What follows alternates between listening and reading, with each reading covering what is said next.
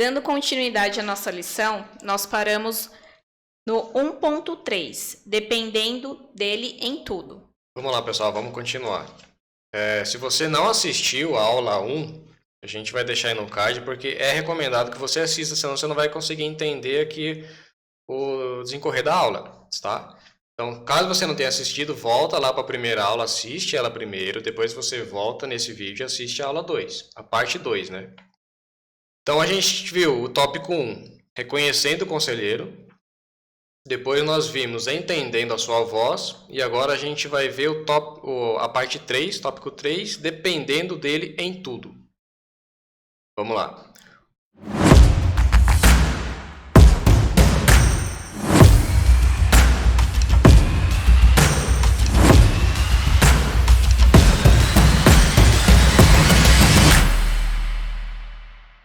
Uma das maiores dificuldades do cristão moderno é aprender a depender completamente do Espírito Santo em todas as áreas da sua vida.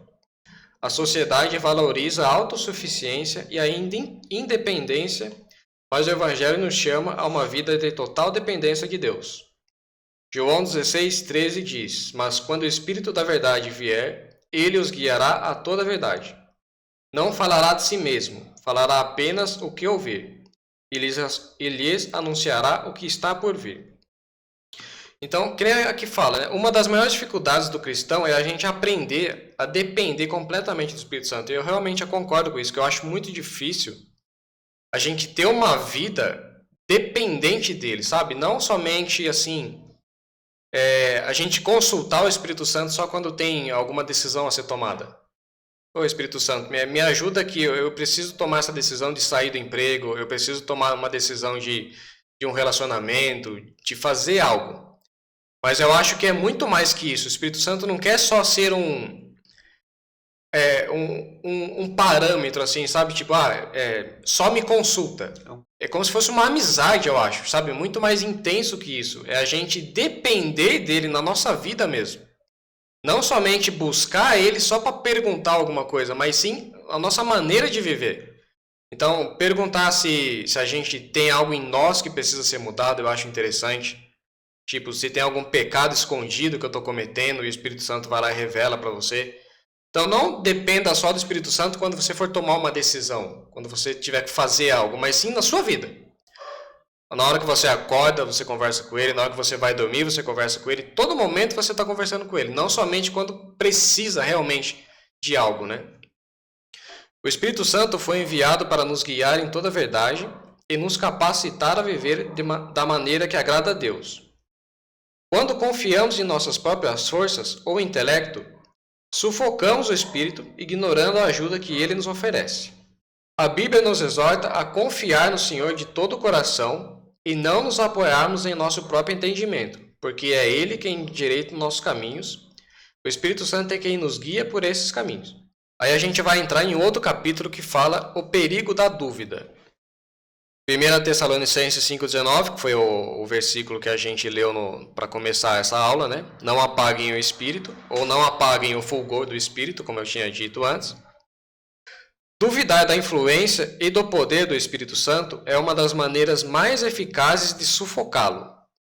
Quando ignoramos ou desprezamos sua presença, corremos o risco de viver fora da plenitude que ele deseja nos proporcionar. Jesus nos advertiu a respeito da incredulidade e o apóstolo Paulo nos lembrou da importância de não apagar o Espírito. Assim, viver na dúvida em relação à sua atuação pode nos afastar da vida abundante e nos deixar suscetíveis a decisões erradas e à fraqueza espiritual. Aí ele elenca aqui mais 3 tópicos sobre o perigo da dúvida. Então, o primeiro é: a dúvida apaga o Espírito. A dúvida é uma barreira que impede o Espírito Santo de agir plenamente em nossas vidas, quando duvidamos de sua orientação. Agora vamos lá ao tópico 2.1. A dúvida apaga o Espírito. A dúvida é uma barreira que impede o Espírito Santo de agir plenamente em nossas vidas. Quando duvidamos de sua orientação, colocamos a nós mesmos no controle e resistimos à direção divina.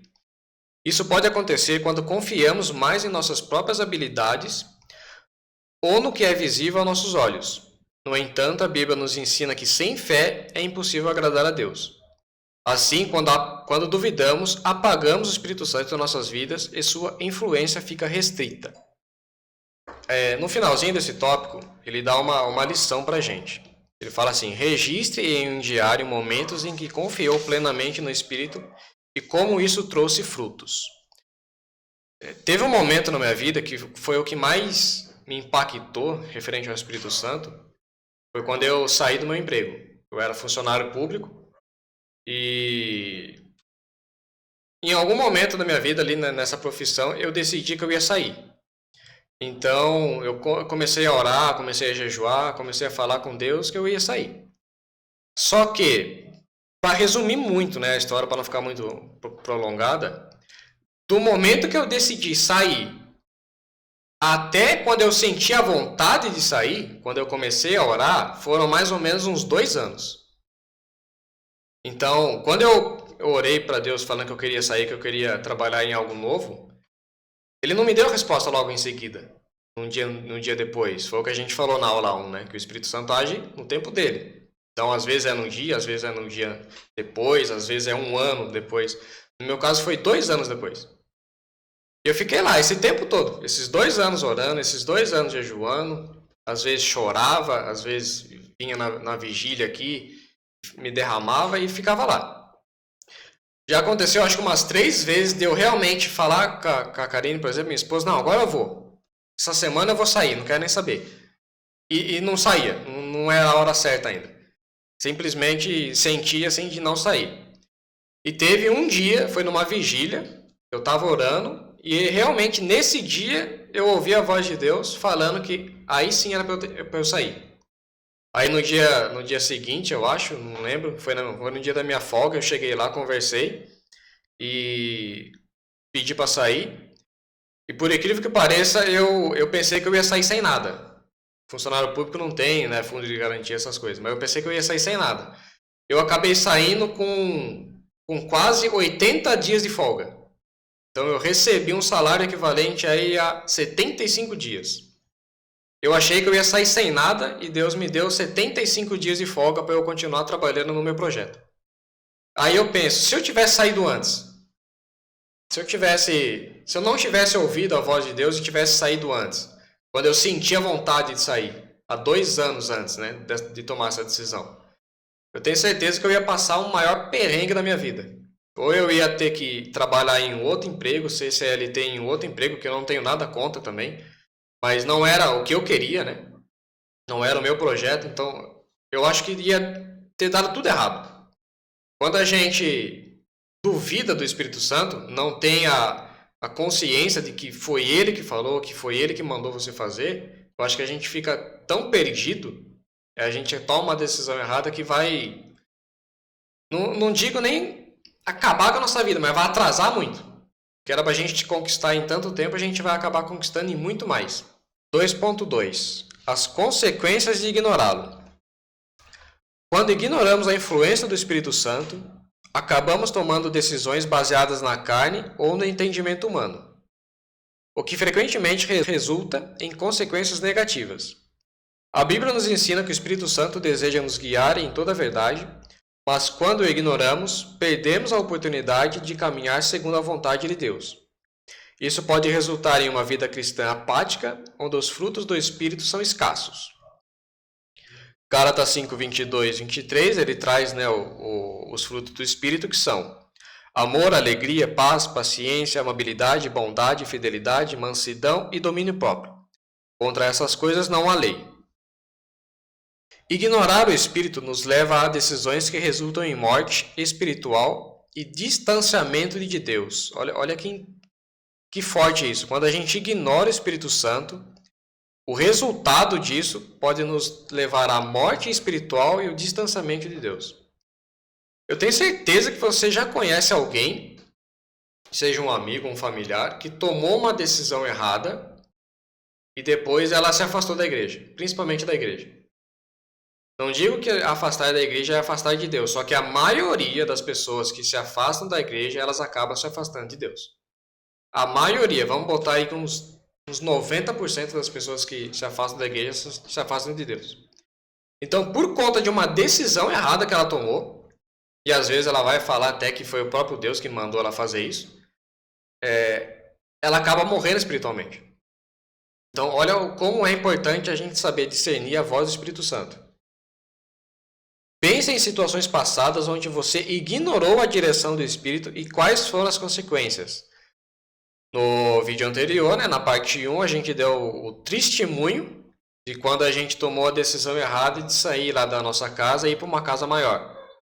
E atrasou, aí a gente ficou com uma dívida, acho que foi o quê? Uns 2 anos, né? Para a gente acertar. A gente acumulou uma dívida que levou mais ou menos uns 2 anos para a gente pagar ela. Só de uma decisão errada. E teve brigas, não brigas, né? Mas discussões. E ontem a gente teve um ensaio e o nosso líder do louvor, ele trouxe uma situação que assim, sempre que acontece alguma coisa na nossa vida, a primeira coisa que a gente faz, que um cristão que não está muito firme na fé, é abandonar a igreja. Qualquer coisinha que acontece na nossa vida, a gente não vai na igreja.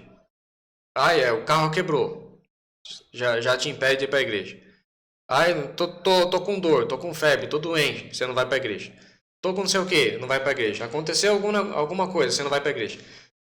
É como se tudo impede a gente de ir para a igreja. Então imagina uma decisão importante assim que vai mudar praticamente a sua vida toda. E você achava que era Deus que tinha falado. Aí você vai lá, faz isso daí, quebra a cara, e aí o que você vai fazer? Vai sair da igreja. Vai abandonar a fé. Pode ser, né, que abandone a fé, mas quase certeza que a pessoa que abandona a igreja, eu tenho certeza que você conhece alguém, um amigo, um familiar que abandonou a igreja por algum motivo. E olha como é sério isso. Tópico 2.3. Como fortalecer a confiança no Espírito. Salmo 37, 5 diz: entregue o seu caminho ao Senhor, confie nele e o mais ele fará. A confiança no Espírito Santo precisa ser cultivada. Quanto mais buscamos conhecê-lo e sua atuação, mais fortalecemos nossa fé em suas orientações. O Espírito Santo é fiel e sempre age conforme a vontade de Deus. Mas para confiarmos nele plenamente, precisamos desenvolver um relacionamento de intimidade. A oração, o estudo da palavra e a prática de sua presença em nosso cotidiano são formas de fortalecer essa confiança. Novamente, né, no vídeo anterior, na parte 1, a gente pegou bem forte nessa parte de ler a Bíblia, né, de orar e ler a Bíblia. E eu até grifei essa parte aqui, ó, são formas de fortalecer essa confiança. Vocês concordam comigo que quando a gente acaba de conhecer uma pessoa, a gente não confia 100% nela? Acabamos de conhecer um fulano. Não tem como a gente entregar, tipo, a chave da nossa casa, do nosso carro, não tem como a gente entregar a chave da nossa vida para essa pessoa, porque a gente não confia nela 100%. A gente tem que trabalhar esse relacionamento. E o Espírito Santo é a mesma coisa. Não tem como eu confiar 100% no Espírito Santo, sendo que eu não tenho um relacionamento com ele. Ele vai falar comigo, eu não vou ouvir, porque eu não tenho esse relacionamento com ele, eu não sei discernir a voz dele, e eu não vou confiar nele. Por mais que o Espírito Santo seja o Espírito de Deus, né, que Jesus nos deixou, que é a verdade para a nossa vida, se a gente não tiver um relacionamento com ele todos os dias, como é que a gente consegue uma confiança numa pessoa? Conversando com ela, se relacionando com ela. Conhecendo ela. Conhecendo ela. Como é que eu casei com a Karine? Foi aos poucos, a gente foi se conhecendo, a gente foi conversando. Aí chega um determinado momento da vida, cara, que você não consegue nem abandonar essa pessoa mais. Né? Um super amigo que você tem. E outra coisa, eu não tenho uma amizade com o Egg, por exemplo, porque ele pode me proporcionar algo. Eu tenho uma amizade com o Egg porque eu quero ter essa amizade com ele. Eu quero ser amigo dele.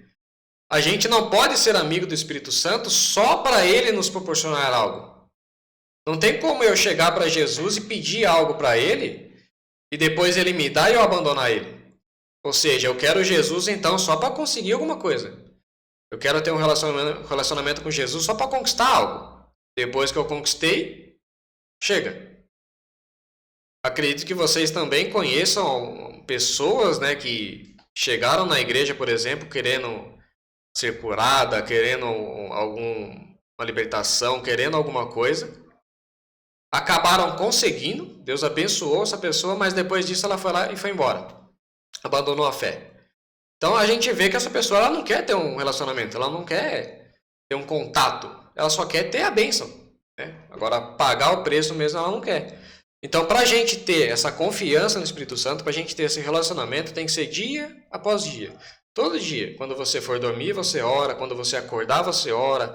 À tarde, todo momento. A gente tem que ficar em espírito de oração. O mesmo princípio se aplica ao Espírito Santo. Devemos confiar que ele nos guiará ao caminho certo. Adote a prática de orar diariamente, pedindo ao Espírito Santo para guiá-lo em todas as áreas da vida. Uma rotina de leitura bíblica e uma meditação podem ajudar a fortalecer sua confiança. Além disso, dê pequenos passos de obediência ao Espírito Santo, mesmo em situações que pareçam difíceis ou contra-intuitivas. Pergunta para o Espírito Santo qualquer coisa, tudo. Eu lembro a Karine falando que ela perguntava para o Espírito Santo a roupa que ela ia vestir. Pergunta. Ela ainda pergunta. A roupa que ela vai para a igreja. Então, tipo, por mais para você pode parecer que seja uma besteira, mas pergunta, é um relacionamento. A gente falou que o Espírito Santo é uma pessoa. E como é que a gente se relaciona com uma pessoa? Conversando. Conversa com ele, fala o que você sente, fala o que está difícil, o que você precisa mudar, o que você tem que fazer, fala tudo. Abre o seu coração ao Espírito Santo. Agora nós vamos para o tópico 3, que é desenvolvendo comunhão. Tudo que já foi falado, né? Oração, se relacionar com Deus, só vai acontecer se a gente desenvolver essa comunhão. 2 Coríntios 13 diz assim: a graça do Senhor Jesus Cristo e o amor de Deus e a comunhão do Espírito Santo estejam com todos vocês. Para evitar sufocar o Espírito Santo, é fundamental cultivarmos uma comunhão profunda e contínua com Ele. Essa comunhão é construída por meio de práticas espirituais, como oração, estudo da palavra e obediência à sua direção. É interessante que ele cita aqui uma comunhão profunda e contínua, porque se tem algo que nós precisamos cultivar no nosso relacionamento com o Espírito Santo e nos nossos relacionamentos na nossa vida é constância. Se a gente não tiver constância, dificilmente nós teremos profundidade. Porque para ter profundidade, seja num relacionamento com o Espírito Santo, nós precisamos ter constância. E para ter constância, a gente precisa de profundidade. À medida que nos aproximamos dele, nos tornamos mais sensíveis à sua voz e agimos de acordo com a sua vontade. Uma vida de comunhão com o Espírito traz paz, propósito e discernimento espiritual para cada decisão. 3.1 fala: a oração como canal de comunhão. A oração é a principal forma de desenvolvermos uma comunhão íntima com o Espírito Santo. Quando oramos, abrimos nosso coração para receber suas instruções e revelações. Efésios 6,18 diz: orem no Espírito em todas as ocasiões, com toda oração e súplica. Tendo isso em mente, estejam atentos e perseverem na oração por todos os santos. Paulo nos orienta a orar em todo o tempo no Espírito, mostrando que a oração deve ser constante e movida pelo Espírito Santo. Essa prática nos conecta diretamente à fonte de toda sabedoria e direção. Uma coisa que eu queria comentar sobre o tópico anterior, que foi dito, né? Uma vida de comunhão com o Espírito Santo traz paz, propósito, discernimento espiritual para cada decisão. E a palavra propósito, ela foi colocada pelo Espírito Santo no meu coração essa semana e me fez refletir sobre o nosso propósito, né? Quando nós temos a comunhão com o Espírito Santo, como nós temos o hábito da leitura diária, o hábito da oração, nos faz não descobrir, mas confirmar qual é o propósito que o Espírito Santo ele tem nas nossas vidas. Qual é o propósito que o Senhor tem na nossa vida. E será que nós já descobrimos qual é o nosso propósito? Para que nós estamos aqui? para o que nós fomos chamados? Porque o Senhor Jesus ele nos chamou para algo. Ele nos chamou primeiramente para a vida eterna. Glória a Deus por isso. Mas nós temos um propósito aqui na terra. Nosso propósito é levar o evangelho da salvação. É levar a palavra. E muitas vezes, talvez não seja através de um, entre aspas, cargo de evangelista. Mas pode ser através de um louvor. Pode ser através, por exemplo, de uma amizade. Você, né, ter a direção de falar no seu trabalho, na rua, no mercado, onde você for, na farmácia, sobre o Senhor Jesus, sobre o propósito que Ele tem em nossas vidas, o propósito da salvação. Então, assim, a palavra propósito, ela tem que ser mais pensada e refletida por nós, porque nós temos que saber qual é o propósito que nós temos aqui. E nós temos que, além de saber, nós temos que praticar esse propósito aqui. Então, acredito que é muito interessante isso. A pessoa só vai parar para pensar nisso realmente quando ela estiver lendo a Bíblia, né? Quando ela estiver orando e lendo a Bíblia. Se a pessoa não fizer isso, ela não vai parar para pensar em propósito. Por isso que é importante desenvolver essa comunhão com o Espírito Santo. Sim. Porque é ele, né, que revela e traz firmeza ao nosso propósito. Então, pessoal, agora a gente vai para a conclusão. É assim, quando eu li essa aula, eu fiquei em dúvida sobre o que seria, né, sufocando o conselheiro. Eu acredito que a gente conseguiu passar esse ensino para vocês. E assim, confesso que muitas coisas na minha vida eu não pergunto para o Espírito Santo. Muitas coisas. Às vezes eu vou dormir sem orar. Confesso para os irmãos também que eu já fiz isso várias vezes, dormir sem orar. Às vezes eu já acordo na correria. Acaba acordando tarde na correria, vou lá, ora assim, né? Ai, pai, obrigado por mais um dia de vida, tal, faz ali uma oraçãozinha de 1 minuto e acabou. Então, assim, o que eu quero dizer? Não se sinta, vamos dizer assim, perdido se você não tem uma comunhão com o Espírito Santo. A gente está aqui para ensinar e a gente está aqui para aprender também. Porque eu aprendi muita coisa nessa lição. E quando a gente começa a estudar, quando a gente começa a orar aos pouquinhos, você vai ver que você precisa disso. Você vai depender disso na sua vida. Vai chegar um momento que você vai acordar e, cara, você não vai conseguir ter um dia bom se você não orar. Vai chegar um momento que você não vai conseguir ter uma noite de sono tranquila se você não orar. Você vai depender disso. E é isso que a gente tem que buscar. Essa comunhão com o Espírito Santo. Então, eu acredito que essa lição hoje foi de suma importância, assim, como o Josiel disse, muitas vezes a gente está falando sobre consultar, sobre ter esse relacionamento com o Espírito Santo, mas muitas vezes a gente deixa de ter. Só que a partir do momento que a gente começa a conhecer realmente, né? Primeiro você conhece o Senhor Jesus, você vê que você necessita, se torna uma necessidade. Se você realmente conhecer o Senhor Jesus, porque infelizmente muitas pessoas falam que são evangélicas, que aceitaram o Senhor Jesus, mas aceitaram até certo ponto que não toque naquilo que ela quer que não toque. Então, assim, se você realmente conheceu e conhece o Senhor Jesus, conhece o Espírito Santo, conhece o nosso Criador, você sente a necessidade, é uma necessidade de você estar falando com Ele, de você estar tendo esse relacionamento íntimo, tendo essa comunhão com Ele. Então, assim, muitas vezes é difícil, muitas vezes a gente coloca o nosso eu na frente, e muitas vezes, assim, pode ser um simples esquecimento, a gente esquece de falar. Mas imagina se, por exemplo, você está numa estrada e fala, ou na rua, na cidade, Senhor, que o Senhor esteja comigo para eu virar aqui à direita. Que o Senhor esteja comigo para eu andar reto. Para eu virar à esquerda, para fazer um retorno, para eu parar o carro. Então, assim, o Senhor, Ele espera, pode parecer uma coisa boba, mas Ele espera esse relacionamento, essa intimidade nas coisas mínimas. Porque se a gente começar com as coisas mínimas, nas outras coisas vai ser mais tranquilo, vai ser mais fácil. Então, Ele espera de nós o relacionamento no mínimo. E depois a gente vai aperfeiçoando isso até que a gente vai...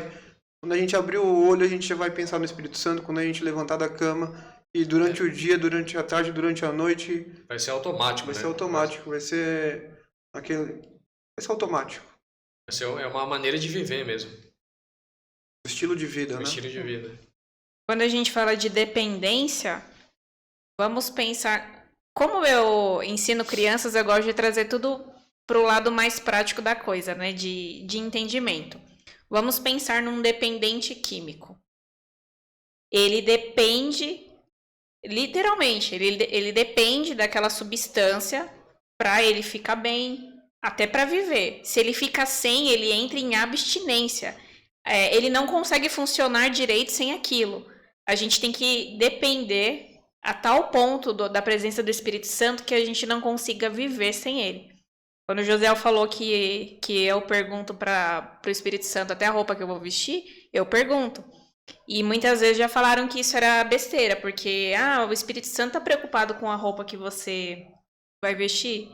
Não sei se ele está preocupado com a roupa que eu vou vestir, mas eu estou preocupada com o que ele vai pensar a respeito da maneira que eu me visto. Então, assim, nós devemos ser dependentes do Espírito Santo para tudo. Para tudo mesmo. Sem a presença do Espírito Santo, nós temos que chegar a ponto de desfalecer mesmo, de não conseguir viver. Porque ele é tudo o que nós temos e o que nós precisamos. E aqui o autor fala, né, por meio da oração, do estudo da palavra e da obediência, podemos cultivar uma comunhão profunda com ele. E para finalizar, eu quero fazer um convite para vocês, com base no que o autor colocou aqui. Chamar cada um de vocês, né, e até nós aqui, a renovar o nosso compromisso em viver de acordo com o que o Espírito tem para as nossas vidas. Quando nós de fato fizermos isso, nós vamos experimentar a plenitude da presença dele em todas as áreas da nossa vida. Não só na nossa área espiritual, digamos assim. Porque nós somos um único ser, né? Dividido em várias partes. Quando nós renovarmos o nosso compromisso em viver de acordo com o Espírito Santo, nós vamos experimentar plenitude em todas as áreas da nossa vida. Então, faça esse desafio de conhecer e prosseguir em conhecer o Espírito Santo. E a próxima aula, a aula 3, tem como tema Mantenha a centelha acesa. Então, se você gostou desse vídeo, né? Se você teve alguma experiência, deixa aqui nos comentários. Vai falando o que vocês acham, suas opiniões, suas dúvidas. E fique ligado que no próximo vídeo vai ser um tema muito interessante. Teremos pessoas novas aqui da Casa da Bênção de Atibaia que vocês vão conhecer. E até o próximo vídeo.